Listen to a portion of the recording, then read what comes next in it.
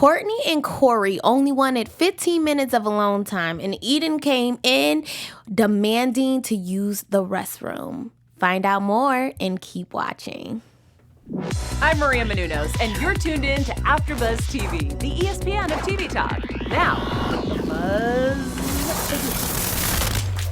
Boom, boom, boom, boom. I feel like I have this song memorized now. Yes, and I always do the same sway back and forth. Back and forth. Yes, we are here talking everything about Marriage Boot Camp Family Edition, Season 15, Episode 4, Loss.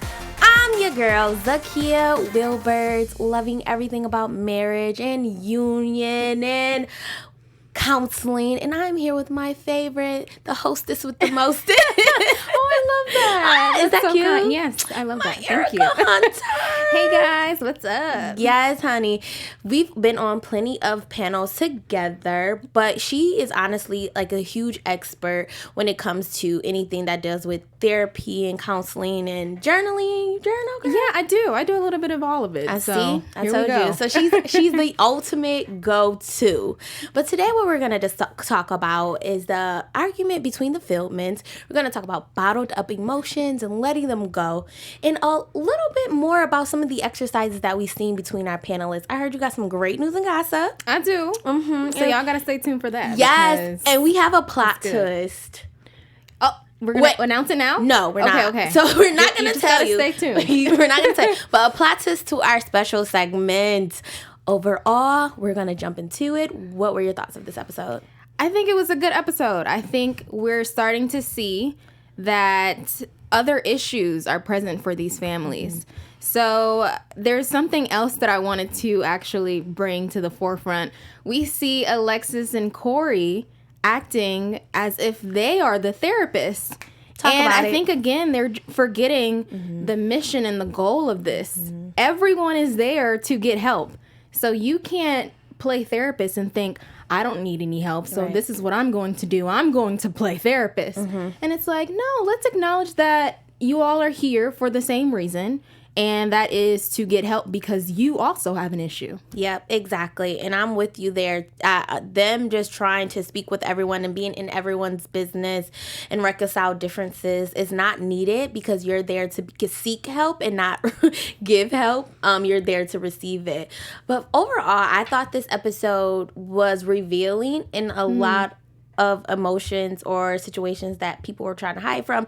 For instance, Corey and his brother Eden, they had revealed a conversation that Corey has never heard, neither has Eden. So I think that was really revealing for them. Mm-hmm. I'm happy for them.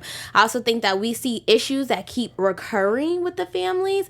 And if these issues continue to happen with the deleted scenes, they were saying, like, if they continue to happen, like, you're never going to seek or get the help that you need. So hopefully the Govans pull it together because their issue is just continues to brew and get worse and worse. And it breaks my heart because we see that the Govans, compared to the other families in this episode, they're the ones who can't get it together. Mm-mm. So their communication is very poor. I think that if they stopped and actually listened to each other, then conversations can be a little bit more fruitful than what they are.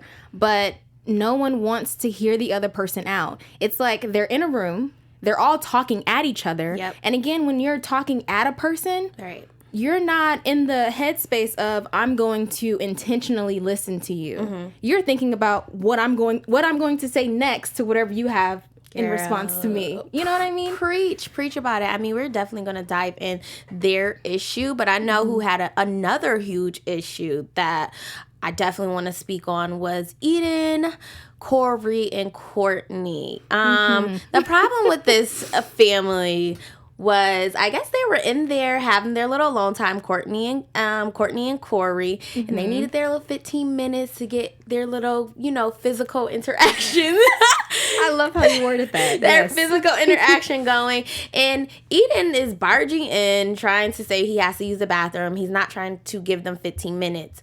I know what I have so much to say about this, but I don't want to speak on it because I felt like you were shaking your head too. So first, what are your thoughts of, did he actually need to be at that door? Could he have waited? Just spill it. In addition to me shaking my head during this part in the episode, I was rolling my eyes. I'm like, what do you mean you need to use the restroom if your brother is telling you that he needs alone time with his wife? And they're all stuck in a house, and I'm sure, you know, they have to try and fit in time for intimacy. Give them 15 minutes and go use another restroom. Like, I could not understand that. It was almost as if he's attached at his brother's hip. Yeah. And the moment that Corey leaves, he's, like, fiending for some type of attention. Yeah, some type of closeness with someone. And I just couldn't understand that. I don't feel like it was appropriate for him to try and get into the room. Right. And as much as the other families were siding with Eden, like, oh, because he had to use the bathroom, blase, blah. I'm like, at what point did you as a grown man decide, oh, right now when I know they're not here, that I have to use the bathroom? At what point? Like, I understand you guys are here to seek counseling. Mm-hmm. But for me, it was more so like a lack of disrespect, maybe a little bit of jealousy. Because why are you knocking on the door? And for you to consistently knock, it wasn't like, hey, I have to use the restroom, and you didn't know, and they're like, oh, give us 15 minutes, and you thought they were just packing their clothes up. Right. You were sitting there knocking. Oh, yeah, it was intentional. Right, it was intentional, because at the point where they say give them 15 minutes, it's like, find another restroom. And I do not want to believe that home, that big home, only has restrooms in their rooms. If it does, I am completely shocked. Somebody let me know if you've ever been inside of it, because you mean to tell me it's not a half a bath downstairs? It has to be. It has to be. Now, Eden did say that he would have appreciated if Corey and Courtney would have communicated, hey, we're about to go get it on, and so can you not come in our room? But I feel like, why should they have to communicate something like that? Right. They snuck off, you know, to mind their own business. And it just so happened at that same time, Eden had to go use the restroom. So I know if it were me and I was sharing a room with my sister and her man, and they needed their alone time, look, girl, get your life. Right. I'm not about to interrupt. I don't need to use the restroom. Right. In fact, I'm going to hold it until you all are done, because I would be happy for my sister. Get your life. It's the classic college experience. If y'all should discuss, okay, so you had this miscommunication, and now you're like, oh, you didn't say when you were going to go do your alone time. All right, so now we have the conversation. So anytime you see a sock on the doorknob, I mean, come on. Like, if you guys are going to share it, do the ultimate college experience. Anytime you see a sock on the doorknob, don't come in. We need our alone time. Or we like, okay, let them know, hey, a code word, we going up to see the pink elephant. You know what I mean? Like, so she won't have to feel like, I'm going to have sex with my husband. Right, like, that's not something that she has to announce. Right. A lot of bottled up emotions. And Courtney was so upset. She was like, you definitely killed the vibe for me and my husband. And I felt sad for her, because I'm like, dang. That was the first time I actually heard her talk. Me too. And actually have something to contribute towards the conversation. I don't think I've ever heard her voice. But thanks for speaking this episode, Courtney. Right. Thank you, Courtney. We were waiting for you. We were. Come in. A lot of bottled up emotions was said or came out in this episode. Speaking of bottom up. Oh my. I didn't mean to say it like that. I said bottom up. Never mind. Okay, anyway. Bottles. Bottles. Clarification. Yes, this was an exercise where they shared their emotions. Do you think journaling, because at this point they're saying the things that they want to say but don't actually say to the other person's face. Do you believe journaling can assist you in any type of emotion that you may be feeling? Absolutely. I am an advocate for journaling. It's something that I do whenever I'm going through something and I don't feel like at that time I can communicate it to maybe the person involved. I will get my journal, write it out, scream if I have to, tear the page if I have to, because to me it's a release. You know, it's something that has been bottled in, and so now I'm letting it out on paper.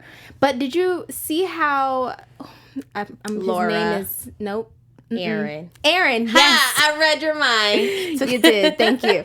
Aaron mentioned how writing is not helpful for him. He said that he much rather communicate. And we have people like that. We have people who are better at journaling. That's their way of communicating. And then we have people like Aaron who would just rather have a verbal conversation with you. So to me, journaling is something that's okay to do. But then again, for others, maybe not. Right. And I believe we definitely saw Laura, and that was her thing. She had to explain, listen, I need more paper. I love this. This is what I do. This is how I get it all out. I believe she used 3 pieces of paper because I was watching and counting. And she also, when she had to throw, because everyone had to throw their letters in the river, pond, or whatever that is, she broke the entire glass. Yes, she honestly had so much anger in her. But, from watching them do that, I thought of when I had a personal experience where, people close to me had died, like 2 people or whatever. What I did was I did the same type of thing. So I'm glad like the therapist brought this back, because now I realize this is something I should keep doing. I went and I said everything that I wanted to say to my grandmother and my cousin who had passed away. And if it was a relief, because I went to the marina in my hometown and I threw the letter in the ocean, and it felt, whatever that is, it was like a lake or ocean, and it felt like I was letting them know how I felt. So if you guys journal or don't like journal, just try it, see if you like it. We recommend it. Absolutely. I mean, it brought up some emotions for us. Yes, this episode actually did. In the next exercise of them having to face the reality of someone passing away. So they used a dummy, Right. obviously, but they played it as they were actually going through this experience of loss.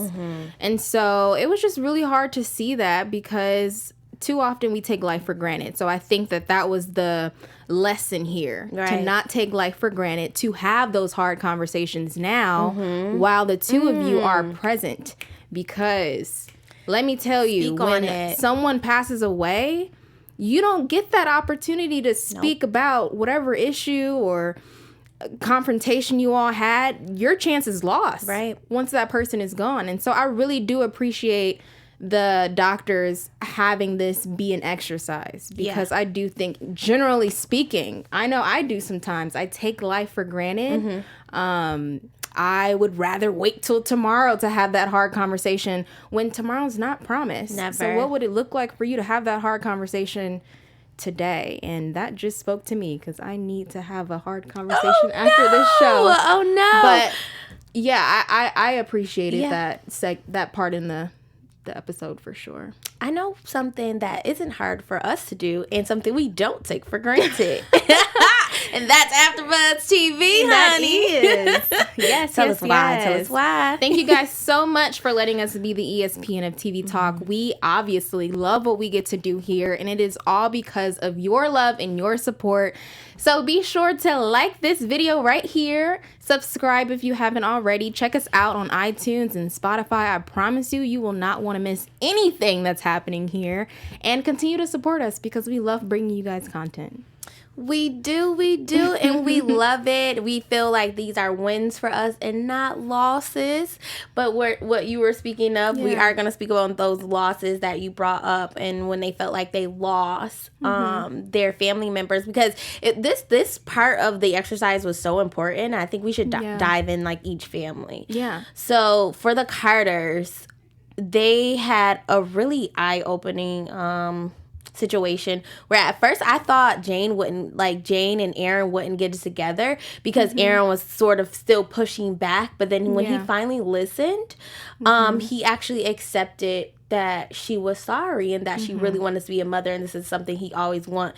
Do you see oftentimes like denial is something that could makes us not receptive of denial or pain that makes us not receptive of others' feelings? Or how did you feel about their whole interaction? Yeah, I think when you are so focused on how you perceived things to have gone in your relationship with whomever, it's hard for you to understand the other person's perspective because you're only thinking about, well, this is what you did to hurt me. This is what you did to affect me. Right. And not really listening to the other party. You know what I mean? And so I try in my own relationships, which is something that I can definitely do better at as I continue to grow, is use I statements. So not pointing the finger, but using I statements to not have the person on the receiving end feel attacked. Right. So I feel like this happened, and as a result of this happening,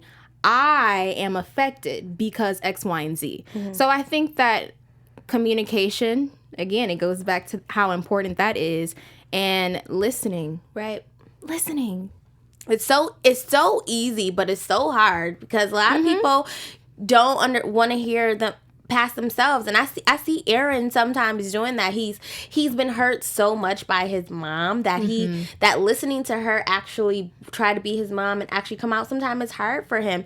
And I think I love what you said about like you using I statements. I think a lot of times like I use the I statements, but I also include the fact that I give like a bad and a good. So I'm always like, you know, this is what hurt me. This is how this felt. But also I do like when, you know, we have these communications or we talk like this, and I can't think of like a certain time, but and I would tell you guys I'm an open book. But you know, I often say, this is good. This is where it's good. This is where it's bad. Now, how can we meet in the middle? How can we fix it? So never trying to make it seem like it's just them. Or sometimes I'll say something that I know I do wrong. Yeah. So I'm like, I know, you know, I don't like when you do this. And I know that I don't like when I do this. So how can we fix it? So that they're not like, you're attacking me. But someone who has been attacking her mama this entire time, but finally resolved through a situation through this exercise, and I did not see this coming, was the Bellinos. I know you had a lot to say about Alexis' behavior. So how was her behavior now in this part of this exercise? So I think we were able to see Alexis's, I hate how that came out, but her true emotions and feelings. Right. Because though she said she knew it wasn't her mother physically in the water and her mom wasn't in danger or anything, but the thought affected her. Like, oh my God, my mom could be, you know, fighting for her life. And so I think that opened her eyes to life is short, and I have to allow my mom to be the mom. Yeah. And in some part of the episode, I'm not quite sure if it happened before or after, Alexis said something about her mom didn't talk to her, you know, and so that's something that she really wanted while she was a kid, just her mom to talk to her. And I'm not going to get sappy, but it resonated with me on a whole other level because my mom was also not someone who talked to me. Her love language was more so acts of service. So she would do for me, and that was her way of expressing love. And so I think that that's also something that each of these families need to take into consideration, each other's love languages. Right. Because Alexis's love language might be quality time, whereas her mother's love language might not be that. And I don't think it is. So I think they had to just come together and see how their languages differ. So I think that it's hope for them, for sure. It is. It definitely is hope. And I love to see that Alexis finally didn't just feel like she was a victim or like everyone's attacking her. She honestly, at this point, started listening to her mother and saying, you know what, you're right. I do treat you as if you're my child. And that is something that I don't want to do because I need a mom. Yeah. And that, I was like, yeah, because I feel like as women, well, for myself, maybe not women, because I don't want to speak for everyone, but sometimes I blame my mom for a lot of stuff. And she was learning, and I think we learned this a lot in just watching this, that your mom learned how to be a mom with you a lot of times. Yes, and not to cut you off, but we also hold our parents to this high standard as if they're not human. Yep. And I wish someone would have told me that years ago. So I was orphaned at 21 years old. So I lost both of my parents. And there were a lot of things I remember within the first few years of being orphaned that I would replay in my head time and time again of, well, my mom didn't do this, my dad didn't do this.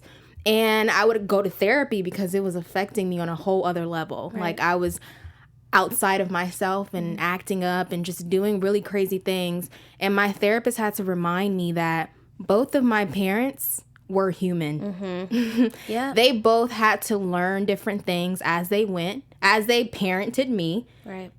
It was never, they never stopped learning how to be a parent, you know? And I think that a lot of people believe that parenthood, if you sign up for this thing, that they're just supposed to be perfect. Yep. And they're not perfect. You know, now I feel like I have to call my mom because I often hold so many grudges against her because of certain things that she's done. And now that you say it, I never really say my mom is human. She's also learning, and some of her mistakes are her mistakes that she's getting through and that she needs to work on. I always am like, you shouldn't have had me if you didn't know how to do. Like, I literally said that at one point in my life, and now I feel like I feel like an Alexis right now. Like, why did you have me if you couldn't be my mom, if you couldn't be what I needed? But honestly, and each child is different. So she could have had, because my mom has 2 other kids before me, but each love language, as you were saying, is different, and each child is different. And let's move the love language between the Govans. It's very, I know watching it makes me cringe, and I feel like Michael is never going to really understand. Even with this exercise, I felt like he didn't really understand or overall thoughts of like Michael's reactions to the exercise, the letter. It's like he says on camera like, yeah, I understand, and then he'll go behind closed doors and kind of attack Laura again and call her a liar. It's still so hard for me to believe that Michael is denying that the molestation happened to his daughter because she was so young. And so I don't see why he would even think she would lie about that. Right. Something as serious as that. And he says something about, yeah, you've told me that this happened, but there's been no one to prove it. And when he said that, I said, who else has to prove that someone molested your daughter? Right. Your daughter is coming to you telling you that this has happened. And what proof will you ever get with that? Obviously, people aren't molesting out in like the open, like, hey, yeah, I did this. Like, that's not how it happens, sir. Like, obviously, this is something that is affecting her and is still affecting her now. For you not to understand, it questions him at this point. Oh yeah, absolutely. Where is this disconnect coming from? Is it something that you actually think she's a liar, or what? He thinks that she's fiending for attention, right? And which why? Is crazy to me.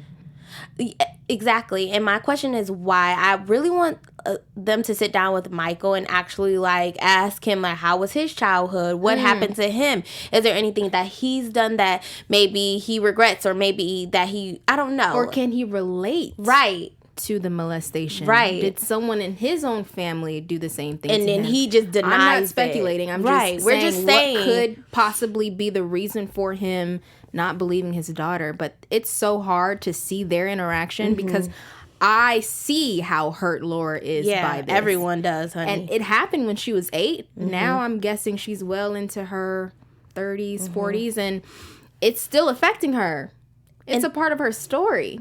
And her own father doesn't believe her. Yep. And it's a problem that keeps recurring. Like, every time they get past one hurdle and they hug it out, is this surface of, you're a liar, I don't believe you, that never goes away. So they're never actually going to be able to resolve their issues if they don't resolve this. And I really want Laura to be open to hearing her father's perspective, or what her father has been through or gone through or something, because something is just not right here. Yeah, it's not adding up. It's not adding up. And I need them, Ish and Kay, to go back in, figure this out, because I need answers.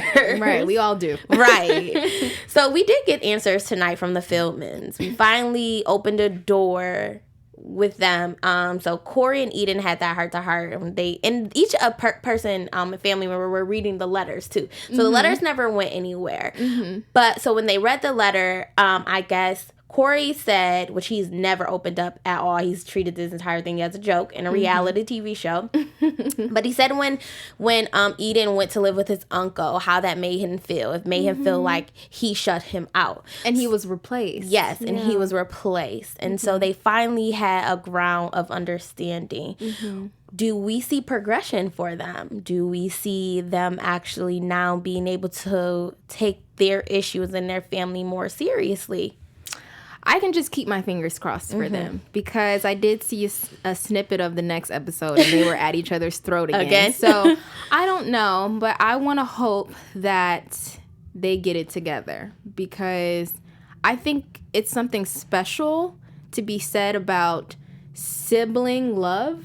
And that's also one that you shouldn't take for granted. I mean, you shouldn't take any relationship for granted, but I mean, they finally have recognized what the issue is here in Corey feeling like he was replaced. And so how can they now grow from this? Right. You know, I think that's something that they will need to have more of a conversation about. Yeah, I agree. I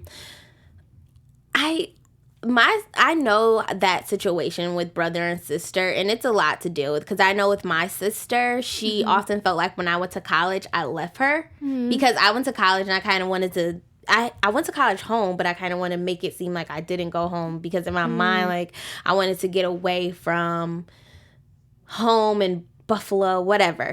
But so I hope they do resolve their issue. But I do see that Courtney, and I relate this from the first episode, where they said that she needs to be sort of like a mediator. And I feel like at this point, with the whole 15 minutes thing, even though I don't think that Eden was right in the situation, Courtney is going to be a divider rather than the glue between the two brothers. And I think she is continuously being a divider, because I feel like maybe there's some animosity between Eden, because what did Corey say to him? Oh, you don't have these type of relationships. So, like, bashing Eden, saying he doesn't have like a romantic relationship, and I mean, that is just so uncool. And I see this problem brewing more so now, because Courtney is a divider rather than their uncle being this divider. It's like Eden had their uncle in the beginning, and now Corey has Courtney, and they're both using these individuals to not mend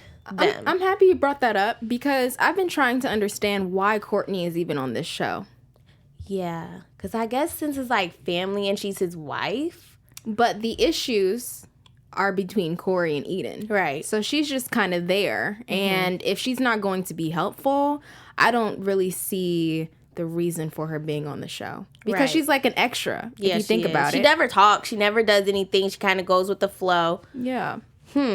Maybe the doctors will be like, girl, bye. Kick her out the door. Sorry, you're Courtney. A divider. We got to get rid of you. I hate to see it happening, but... Possibly. Right, possibly. Oh, my gosh. So I hear you got a lot of juicy news and gossip for us. I do. All right. So Laura actually took to her Instagram a picture of her and her parents, and I wanted to highlight them because in this episode, it's a lot of drama between them. But I loved what her caption said. It said that she's her parents' biggest fan. Wow. So I love that. I mean, despite what we see on TV, I know that the love is there. So this just gives me hope for them. I hope that in the next episode we begin to see maybe, better communication between her and her father really beginning to listen to his daughter. Right. So fingers crossed for that. Fingers crossed, because I don't think it's her mom that is the issue. The mom is also an extra. Yeah. It's definitely between her and her father. I feel like the mom does go along with everything that Michael says, so that's kind of annoying sometimes. And an extra. Yeah. Get off the show. Yes. But hopefully we do see some progress. I see they're all been posting really positive things lately, so I'm hoping that everything family resolves their issues that they have going on. So we're looking for resolutions and not more arguing and fighting, even though it's good for reality TV, as Corey would say. Yeah. But so we have a plot twist, guys. We have our special segment that we're bringing back to you. And before we were talking about dysfunctional families, and basically we would say another dysfunctional family that's in Hollywood that we know of.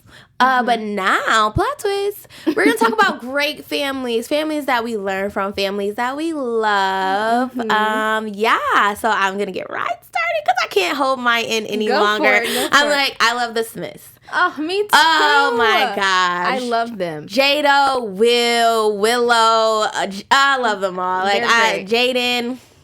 I love them. I think the Red Table Talk has really let us into their life, especially with Jada and Willow and the mom. Like, I feel as if when I see them on social media, because they finally got some social media going, when I see Will and when I see the love that they all have for one another, I get so happy. Look at them. They're so freaking cute. It's ridiculous. Yes. I honestly just love everything about them. And you know what's so crazy? People are talking about them so badly at one point. Remember when they would let their children express themselves creatively? But now look at how fabulous they are. They are fabulous, and honestly, that was the best thing that they did for their kids, was allow them to express themselves. So that needs to happen all the time. So kudos to those parents. Yeah, I love them. I feel like the Smiths are like my long lost uncle and aunt and cousins. Yes. You know, they're a part of my family at this point, because I grew up watching Will, you know what I mean? So I just feel like I've let them in my home already. Yeah. But I would say, for me, in addition to the Smiths, the first family that comes to mind is actually my forever first family, the Obamas. Oh, yes. Oh, yes. I love them. Yes. How could you not? love them. They're amazing people. And I follow all of them on Instagram, I want to say. And the way that they love each other, you know, from what I see and what I have read, and even like Michelle's book, it's authentic. It's beautiful. It's something that I don't even think can be described. Yes. Look at them. They're so beautiful. But yeah, that's definitely family goals for me. And I'm not gonna lie, to see a family so powerful and loving and caring, it honestly warms my heart. And let's not say that everything about these families are glamorous, glitz and glam. I'm sure they have their arguments and their ups and downs, but sometimes it's just really refreshing to see a family who holds it together, and despite everything, love one another and get through those situations. So guys, your families can be very loving. Just try to work things out with your siblings, your mom, your dad, and have those hard conversations before it's too late. Exactly, because we learned here that tomorrow isn't promised, unfortunately. Oh, I don't want to go. Me neither. But we gotta go. We're so corny. I know.